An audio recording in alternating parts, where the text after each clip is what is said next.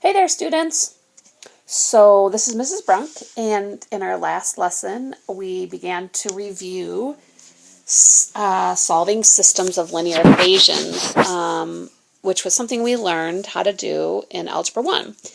And today we're going to continue with that concept, but we're going to be focusing instead on a different method and a method that might work better when we have equations in what are called standard form.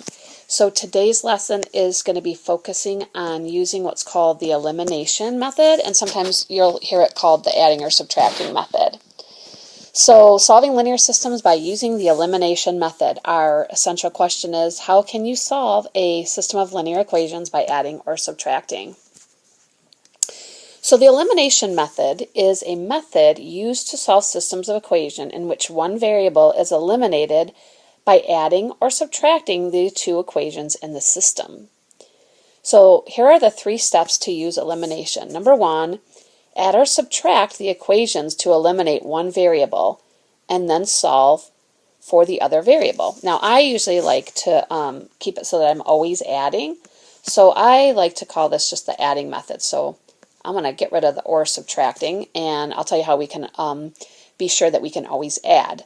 So, because you think about when you add things, it doesn't really matter the order you add things in, okay, it's commutative, but with subtracting, order matters. And sometimes like when you're subtracting a negative, well, that kind of throws people off, so I like to stick to adding. Once we find one variable, then we substitute the value into either of the original equations to find the other value of the variable that was first eliminated, and then we can write our solution as an ordered pair. So we're going to jump right in and see if this comes back to you real quick. So looking at our first system, we have 4x minus 2y equals 12, and x plus 2y equals 8. Now we could have solved this system by graphing. We could have used these two equations, found the intercepts, graphed them, see where they crossed. But we know there's limitations with graphing to solve. We could also take one of these equations, solve for one of the variables, like say for instance the bottom equation, we could solve that one for x, and then in the other equation wherever we see x, we could substitute that in its place. So there are other viable methods to solve a system like this, but this is actually uniquely set up to use addition. So if I look at these equations and I just think about adding them kind of like I would add 3-digit numbers, watch what happens. So say I add, and I add just the like terms. So when I add, and both, by the way, both equations are set up in standard form, and that's really what you want to use this method, is them put in standard form, so ax plus by equals c form. So I have the x's grouped together. So if I add the 4x and the x, I get 5x. And if I add the y's, well, one is negative 2y and the other is positive 2y. And so actually, they just cancel each other out when I add. When I add the constant terms, I get 20. And now I have this nice, easy equation to solve, and I can tell right away that x has to be 4. And now I can take that 4, and I can plug it back into one of the original equations, which I think this one looks like the easiest one. So if I plug that in there, 4 plus 2y equals 8. Subtract the 4 makes 2y equals 4, and that means y must be 2. Now I could graph that and see, and they should cross at the ordered pair 4, 2. But of course that'd be very cumbersome. So when it says to solve by graphing, or to check by graphing, I always just check by substitution. In other words, substituting in the values back into the original equation. So we could take that 4 and plug it in for x, say plug it in that first one, and then the 2 in for y, and see if it equals 12.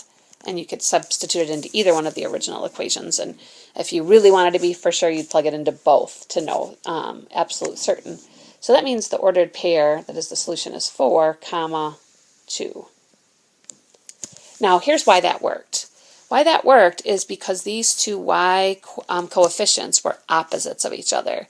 One was negative 2, one was positive 2, so when I added them, they canceled out. So as long as we make sure we have a system like that, where either the x coefficients or the y coefficients are exact opposites of each other, then this method will work. So let's take a look at B, see if that would work here. So if I were to add these, that's not going to work because, see, notice the x's have the same coefficient, and the y's are completely different. One is positive 6 and one is negative 1. So what I could do instead is just take one of these equations and change the sign on every bit of it by multiplying through a negative 1. Like, for instance, this bottom one, I could just multiply a negative 1 through. That would make that negative 2x. It would make this plus y, and it would make this positive 8. See, now I could choose to use addition method. And when I go ahead and add down the columns there and add the x coefficient, or the x terms, excuse me, now the x terms are going to cancel because they're opposites. When I add the y's, I get 7y. And when I add the constant terms, I get 14. So I can see that y is equal to 2. So this time I found y first. Now I'm going to take that y, substitute it back into one of the originals. I prefer this one up at the top because they're all positive numbers. So 2x plus 6 times 2, because we know that y is 2, equals 6. So that's 2x plus 12 equals 6. So I'm going to just subtract that 12 from both sides. Makes 2x equal to negative 6, and x must be negative 3. So I can, again, check, substitute them into one of the equations. So say I plug it in here, 2 times negative 3. Oops.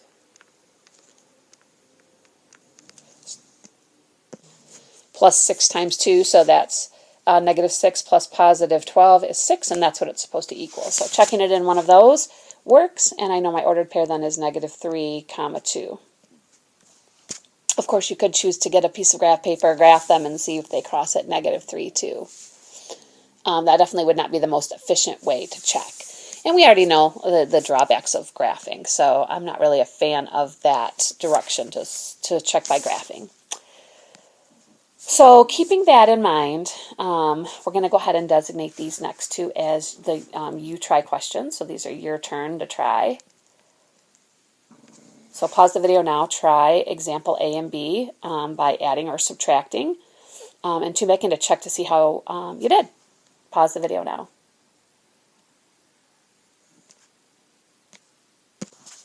Okay, so those were kind of tricky questions. So they were a little bit of a trick I played on you. Actually, honestly, I forgot that these two next two examples were supposed to be the special cases. So you probably noticed that something very weird happened in both of these.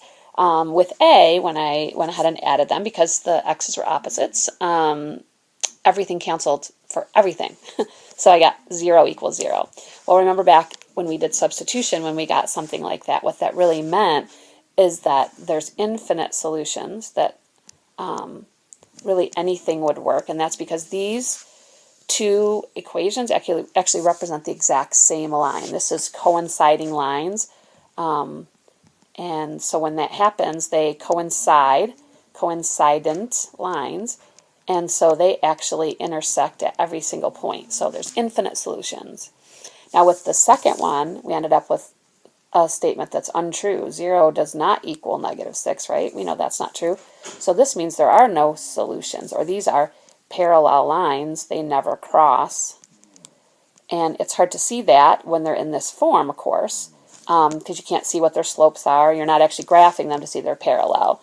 But these would be parallel lines, and they never cross. So this would be an inconsistent system, whereas in A, it's consistent, but the lines are the same line. So that would be consistent and dependent. Again, so sorry for playing the trick on you. Okay, so we've kind of at least seen everything that could happen. You could get a single ordered pair solution, you could get infinite solutions, or you could get no solutions. And we've seen what that looks like when we get one of those two special cases. Just means as we're adding or subtracting, the variables both cancel out, and we just look to see, A, is there a true statement left? If so, it's infinite. And if we get a false statement, that means there are no solutions. Okay, so in some systems of linear equations, neither variable can be eliminated by just simply adding or subtracting the equations directly.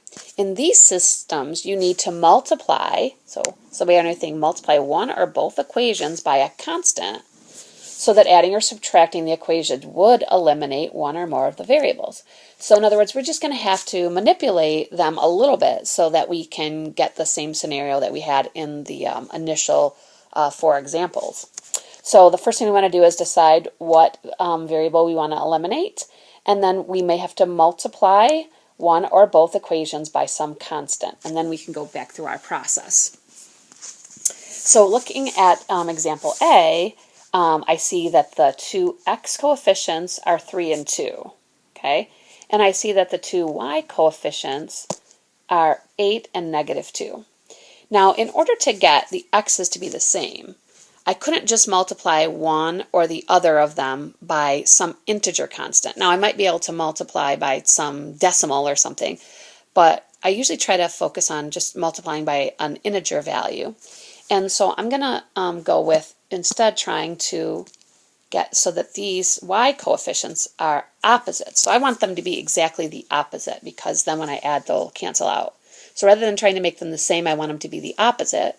So what I could do, one thing I could do is just look at this bottom equation. I could take the entire equation and multiply it by 4, and then that would turn that y coefficient into -8, and that would work perfectly. So that's what I'm going to do. So when I do that, this is going to become, let's see, I'll rewrite the whole thing. We have the original, which is 3x plus 8y equals 7, and then the new second equation, which is now 8x minus 8y equals -40. So just make sure that that constant term gets multiplied by everything in your equation, even the other side. And now all I have to do is add these together. And when I do, those y's are going to cancel out. It leaves me with 11x, and then 7 minus 40 is -33. And now I know that x must be -3. So then I can find y by just substituting that -3 back in for x. So let's see, I think I'm going to plug it into the first one. So -3 times 3, so if I plug it in there, that will become -9 plus 8y equals 7, which means I have to add 9 to both sides, giving me 8y equals 16, and that means y must be 2. And again, you could check that by substituting into the other equations and seeing if they work. So substituting into the second equation, 2 times -3 is -6 minus 2 times 2, which is 4. So -6 minus 4 is -10, and it checks. So we got to check on that. We know that's our solution. So again, what we're going to do is just try to manipulate them by multiplying one or both equations by something. So now in B, the first two coefficients, the coefficients of the x's, are -3 and 4. So I'd have to multiply both equations by something, but that's also going to be the case in the second pairing. So the second pairing, I have 2 and -13, and so in either way I go, I'm going to have to multiply both equations by something. So I'm just going to go ahead and take the first pair, the two x's, and see if I can eliminate. So I know that if I multiply 3 times 4, I get 12. So that's actually going to be the smallest number that I could turn that coefficient into to get them to be the same. So I could take the top and multiply by 4, which is going to turn that into -12x plus 8y equals 16. And then I could take the bottom one and I could multiply it by 3. So if I take the bottom and multiply by 3, then that equation becomes 12x minus 39y equals 15. So now I can add my equations together. When I do that, the first terms cancel out, the x's cancel out. When I add the y's, I get -31y, and when I add the constants, I get 31. So that means if I divide by -31, my y must be -1. So now I've got the y, all I have to do is figure out the x, so I just pick one of the equations to substitute back in for. I think I'm going to pick this one just because I like that it starts off with a positive 4x. So that's going to be, and you can also plug it into one of the newer equations that you created, but those just have higher coefficients, so more complicated. So 4x minus 13 times negative 1, so negative 13 times negative 1 is positive 13 equals 5. So I have to just subtract 13, which makes 4x equals negative 8, and x is going to be negative 2. So I could substitute back in, save the first one, negative 3 times negative 2 plus 2 times negative 1. So I'm just plugging in what I got, and I want to know, does it equal 4, question mark. That's what I don't know. Well, negative 3 times negative 2 is positive 6 plus negative 2. So positive 6 plus negative 2 is 4, and it checks. So my ordered pair is negative 2, negative 1. That's my solution right there. So, of course, that leads us to a U-turn, your turn, or a U-try, I guess, is what I usually call them. The book uses a little different terminology than I'm used to. I always call them U-try questions, and they call them your turn. So still, the abbreviation YTQ works. So it's the chance for you to test your understanding. And you can, if you would like, you can eliminate the graphing part of it. That's, oops, I better not do that because that actually looks like I was trying to graph. Cross it off. So go ahead and solve and then check by substitution, plugging back in. So pause the video now and give this one a try. All right, so thank you for giving that one a try. And hopefully you got negative 4, 0. And I did graph this just to give a little more of a visual proof that this in fact is the solution. But I'm really glad I told you to go ahead and cross this off because the graph wasn't actually big enough to put the intercepts on the second equation anyway. But you can see that they cross at negative 4, 0, which is what we get algebraically as well. So finally, we're going to look at solving linear system models by adding and subtracting. So now we're going to be looking at some word problems, some real-life applications, and we're going to be looking at some systems that would best be solved using this elimination method. Okay, so Perfect Patios. Well, that's quite a nice name for a business. Perfect Patios is building a rectangular deck for a customer. So they've got this rectangular deck they're building. According to the customer's specifications, the perimeter must be 40 meters, and the difference between twice the length and twice the width should be 4 meters. Write and solve a system of equations that can be used to represent this situation where L is the length and W is the width. What will be the length and the width of the deck? So we know two facts. The first fact is this. Number one, the perimeter should be 40 meters. So we think about a rectangle. We've got two lengths and we have two widths, right?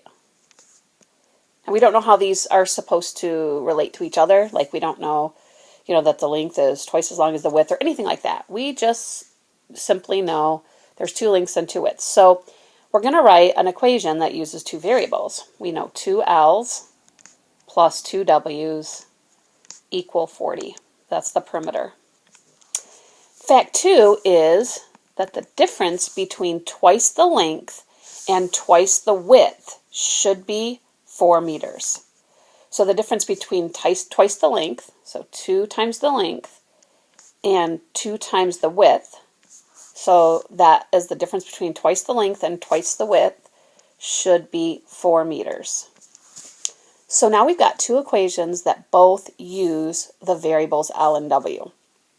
So remember we were trying to work with some of those quadratic word problems. We had to try to combine everything into one equation, so we only could use one variable in order to be able to solve that, right? So that was kind of tricky because we had to be able to write one variable in terms of the other. We don't have to do that here. We can write two equations that just use two variables, and as long as we have two of them, we can solve the system using the two together. So this is our system of equations, and this is, as you can see, uniquely set up to use our adding and subtracting method because we got these two coefficients on the W that are opposites of each other, so we can just simply add our equations together. That's going to take and add the lengths, which would be 4L. The widths will cancel. The 40 plus the 4 is 44. And if I divide by 4, the length should be 11. So what we're saying is the length of the deck should be 11 meters. And then the width, if we wanted to find out what the width would have to be, we plug back into one of these equations. I think it's easiest to plug it right back in here. So I'm going to plug it in here. 2 times 11 plus 2 times W is 40. So that's 22 that I'm going to subtract from both sides. And 2W equals 18. And that means W must be 9. So the widths must be 9 meters, and the length must be 11. And if we add those all up, okay, 9 plus 11 plus 11, we see that adds up to 40, which is what the perimeter is supposed to be. And also, if we double the length and subtract double the width, so double the length is 22, double the width is 18, subtract those, you get 4. So they satisfy both the equations. So my length is 11 meters, and my width is 9 meters. Let's try another one. A video game and movie rental kiosk charges $2 for each video game rented and $1 for each movie rented. So they rent both video games and movies. So maybe we'll call video games V. That makes sense, right? And movies, we'll call movies video game and movies, we'll call the movies M. One day last week, a total of 114 video games and movies were rented for a total of $177. Write and solve a system of equations that represent the situation. Let V represent the number of video games and M represent the movies.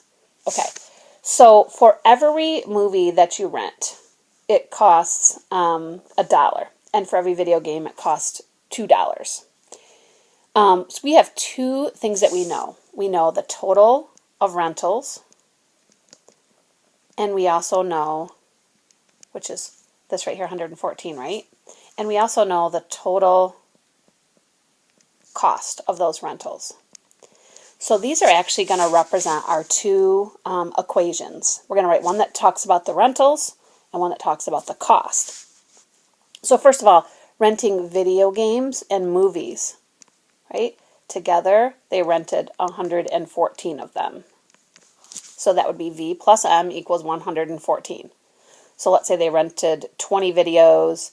Then if you subtracted 20 from 114, that's what, 94. Then there'd be 94 movies and so on. So there could be many, many, many combinations that would work here to get the 114. So that on its own, we can't find out what V and M are definitively. We can just get combinations that would make 114. But now, if we also include as part of that this cost equation, so we know that video games cost $2, so that would be 2V, and movies cost $1, so that would be 1M, and they took in $177 in that day. That now gives us our second equation that we can use. So this is our system of equations, and we can use this and these two facts to solve. So remember, I like to add, so I don't like the fact that, I could take and make either one of these just everything the opposite so that I could add, because right now the two M coefficients are the same. They're both 1. Even though I didn't write the 1 next to this one, that's really what this one means. It means 1V plus 1M equals 114. So what I'm going to do is I'm going to just take one of the equations and I'm going to change all the signs. In other words, like basically multiply it by a -1. And it doesn't really matter which one you do it to, but I'm just going to do it to the top one. I'm just going to make every one of these the opposite. Okay? So now when I add together, -V plus 2V makes V. The two M's will cancel. And when I add the 177 and the -114, I get 63. So that means the number of video games they rented was 63. And the number of movies must be the rest of the 114.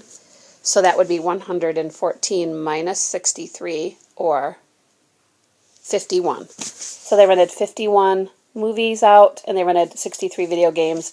Those add together to make 114, and if we substituted them into the second equation, the cost equation, that would also bring in $177. So 63 video games, 51 movies. All right, time for you to try. So you try question, pause the video, write an equation that describes, or sorry, two equations that describe the scenario. You should be given two facts in here that you'll be able to write equations for, and then a solve to find out the value or the length and the width of the frame. Pause the video now. All right, so thanks for giving that one a try. Your two equations would be the perimeter one, 2L plus 2W is 62. The one about the difference between the length and the width was L minus 2W, so it's the difference between the length and twice its width is 1, so L minus 2W equals 1. Solving that gives us a length of 21, and so the width must be 10. So 21 inches for the length and 10 inches for the width. All right, so that does it for today's lesson. Thanks for coming to class.